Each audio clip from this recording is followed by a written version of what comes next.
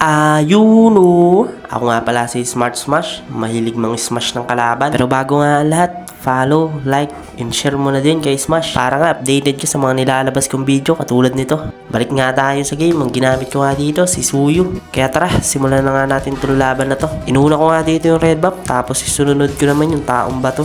Salamat nga pala sa mga nakakalaro ko na followers ko. Kung gusto nyo nga lang ako makasama sa rank game, mag-message lang kayo, nagre-reply ako. Pero syempre dapat nakafollow ka kung gusto mo nga ako kalaro. Para nga makontent ko din yung mga gameplay mo dito sa page na to. Nabutan nga natin dito si Martis na nagpupush. Kaya ayan, mabibigyan natin siya dito. Antay ko nga dito yung huling second niya. Baka may stun tayo. Dahil baka tayo pa yung mabigyan. Dumako na nga tayo dito sa first turtle. At dito nakita ko na binibigyan ni Dairot yung Hanabi. Pagkatapos ko nga kuhanin yung turtle. At ayan, nag-dive nga ako sa tatlo. Ginawa ko nga yun kasi alam ko papunta yung Tigreal. Kaya nga dahil nag-overstay sila. Kaya ayan, mabibigyan natin. Makaka-double kill pa nga tayo dito. Sinetan pa nga dito ni Tigreal. Kaya talagang wala nang kawala. Pagtapos nga nun, bala ko sanang kuhanin yung blue buff. Pero nakita ko si Liuyi. Kaya ayan, mabibigyan ko siya dito. Nahuli nga ako sa pag-backup dito kay Tigreal. Kaya sorry, pasensya na kung sino ka man. Imbis first kill nga kasi yung uunahin ko, third kill yung nakuha ko. Huwag nyo pala ako husgahan kasi nagpa-practice pa lang ako ng hero na to. Muntik pa nga ako dito mabigyan. Buti na nga lang, naka first kill out ako. At dahil nga gigil na gigil siya, kaya ayan, siya yung mabibigyan natin dito. Ilang beses ko nga ulit sasabihin, huwag nga kayo maghahabol, masasaktan lang kayo.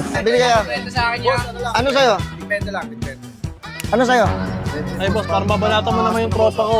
Pagtitripan ko nga dito si Martis kasi habol ng habol, hindi talaga nadadala. Akala niya nga ata makakaisa siya sa akin. Bading ka. Bawal ka na. Kabadingan na atake yan.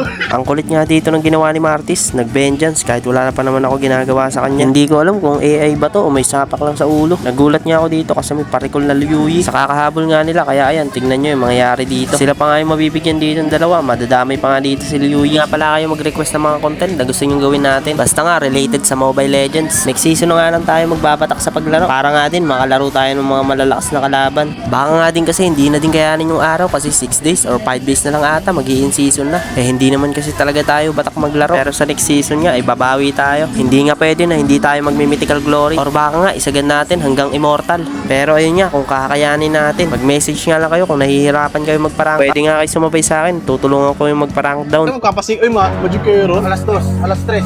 Uy, gago, may nalaglag! Ano kaya yan? Aki, man. At natapos na nga ang laban sa labi ko na malalakas lang ang nakakalaban. Ayun lang. Bye-bye!